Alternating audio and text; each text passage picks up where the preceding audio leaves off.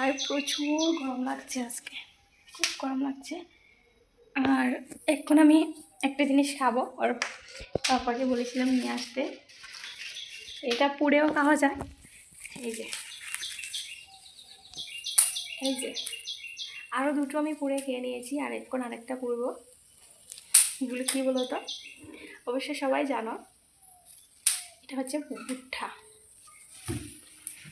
এই যে একটা আমি ছিঁড়ে নিয়েছি, তো এটা আবার পুড়বো, পুড়ে তারপর খাবো। তো কালকে একটা খেয়েছি, আর এখন এটা পুড়ে নেব। তো এই যে এবার এটাকে পুড়বো। এই যে পুড়ে নিচ্ছি এখানে।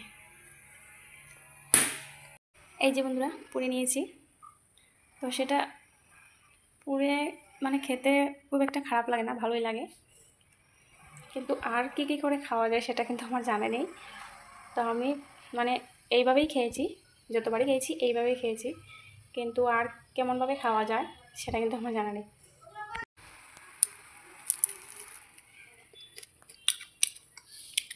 খারাপ লাগছে না, ভালোই লাগছে খেতে।